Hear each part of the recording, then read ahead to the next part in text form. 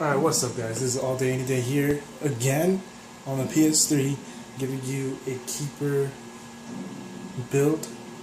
So there are two different types of builds for the keeper. There's the protection side and the stunning side. The stunning obviously is being able to stun your enemies, and the protection being able to protect your allies. I am not going to give you the stunning side because I don't know that side yet too well, but I do know the protection side. So here's the abilities for the protection side. I'm going to count it out real quick, so bear with me. 1, 2, 3, 4, 5, 6, 7, 8, 9, 10, 11, 12, 13, 14, 15, 16, 17, 18, 19, 20. Alright, so basically you're going to be getting everything on the protection side of the keeper. You do start off with barrier, and just so that you know, with barrier, it goes by how much DPS your staff has. Like mine has like 152 DPS, so my barrier is at 5310. And when it says barrier, like the number right there, that means that's how much damage basically the barrier can take before it starts to deplete all the way, or 100% whatever. You want to start off by getting rejuvenating barrier. It gives you 35% mana regeneration after your barrier depletes, I think. Hold on, when your allies have the right to barrier. Okay, never mind. So it'll give you 35% mana regeneration to your allies. Not to you, but to your allies, which does help a lot. And then there are people that like to get Fate Step or Fate Cloak. For me, it's Fate Step with the Frost Step upgrade, because you deal damage, you're dealing frost damage, and it's easy to get out of a situation. With Fate Cloak it is too, because you go invincible and you're invulnerable for 2 seconds. And then you do 1000% weapon damage, but it's only lasts for 2 seconds. This can get you out in 5 meters, 10 meters away from the danger, basically. So that's a good one. Peaceful Aura, you want to get this because it reduces your threat by 50%. Next, you want to get Cycle of Life. What it does is, when you die, your allies get a full 100% health. Sometimes they even get revived. And they also deal 50% more damage to the enemies while you go down. So you could use that as a good tactic to go down on purpose, but I wouldn't do that. I would just get this just in case, but don't die on purpose. Next, you want to get Guardian Spirit. You will never get one-shotted. You will always have 1 health point before you die, but you will have 100% barrier. So this is perfect to use, and plus it not lasts for 60 seconds. The cooldown is 60 seconds, so you get one-shotted. You won't get one-shotted, but you get to that point. The barrier gives you 100%. Blah blah blah. Wait 60 seconds. This will happen again. You won't get one-shotted. It'll give you 100% barrier again. Alright, now you want to go down. Get Nature's Shield. Your damage resistance to all elements, fire, ice, electric, and spirit damage, is you have a 10% damage resistance to them with the barrier on. Actually, it doesn't say what barrier, it just says, the entire party gains increased resistance to them. So Winter Stillness is another one you want to get. It says, by standing still, you enter into a meditative state that restores your mana at an enhanced rate and reduces all cooldown times. So meditation idle threshold 3 seconds. Mana regeneration rate bonus is 50%. It gives you 50% faster mana regeneration, and then the cooldown times I'm guessing is reduced by 3 seconds.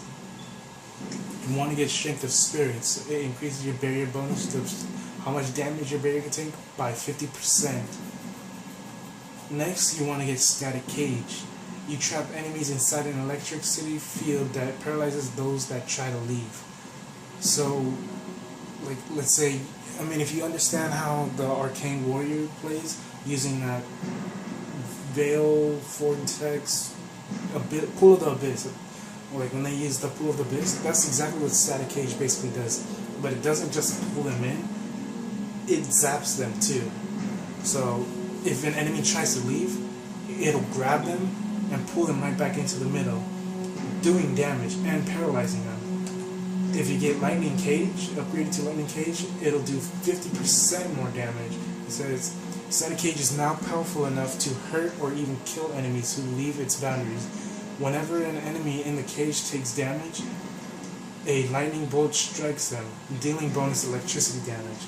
So an enemy can leave, like let's say you have the Demon Commander, he teleports out of the Lightning Cage or the Static Cage. He will get damaged a lot more than he normally would if he was in the cage, just because he's out of the cage. So that helps a lot. Then you want to get Mana Surge. It says your barrier explodes into wild magic when enemies destroyed. The blast freezes all nearby enemies and allows you to cast your next spell without consuming mana. So, and the area of effect is 3 meters, freeze duration is 2 seconds. So basically, your barrier, once it's done, once your barrier is depleted, it freezes any nearby enemy around you. And not just that, it gives you any spell you want to do without consuming any mana. So you do have cooldown, but you do not consume any mana. So that helps a lot as well. Now you want to get either Veiled Post or Night Protector. Night Protector, what it does is the barrier decay reduction is by 35%. You're added with defensive magic, barriers you create take longer to naturally decay, which means your barrier won't go out as fast as it normally would or should, whatever. So it lasts like 35% longer, I guess. And Veiled Repose is you basically send 20% damage back. You're deflecting damage off of your barrier back to the attacker. So that helps a lot as well.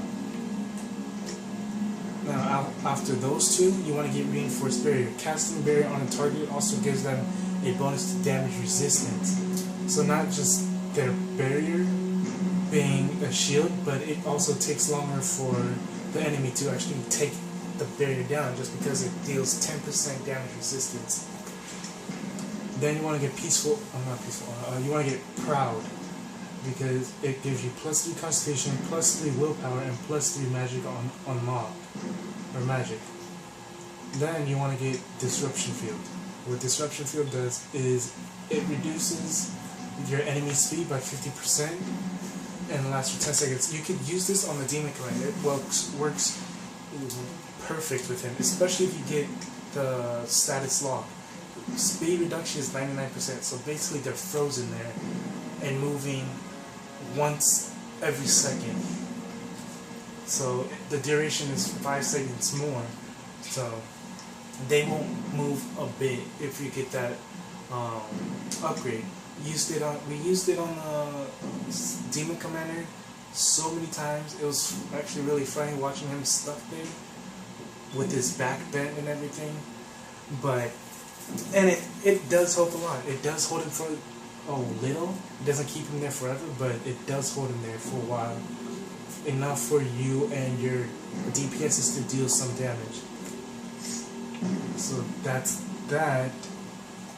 And then you have one left, which would be put under Clean Burn. A cooldown reduction is 1 second. Every spell you cast shortens an active cooldown time. So this helps a lot with your cooldown. You use one spell, use your barrier, and then whatever's next is cooldown. So there. Before you, since this one might be the last one for you to get, I mean, you could get it first, you could get it last, who knows. You could always use your Chain Lightning for that extra DPS.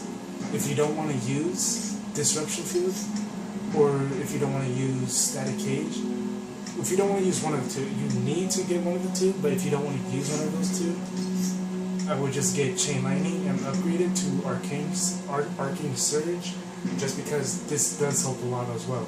Or you can get clean burn, then get dispel and upgrade it to transmute magic, because this helps a lot when demon commander stuns your enemies or panics them. Use that and it wears off all the panic off of them. So this helps a lot just to wipe off any effect on your allies. So that's that. As a keeper, you want to be able to protect your allies. I'm guessing the keeper was meant to be more like a healer, but since they took healing out of Dragon Age, they gave the keeper all the barrier bonuses, so you can keep up barriers on your allies. It's good to run with 2 people that can put up barriers, 1 keeper at least. Like what I did with the Perilous run, we did 3 elementalists and 1 keeper. All of us were able to put up barriers, but our keeper was able to put up the strongest barriers. So it's good to have a keeper in a group, just because they have those strong barriers, especially if they have a strong staff. It helps a lot.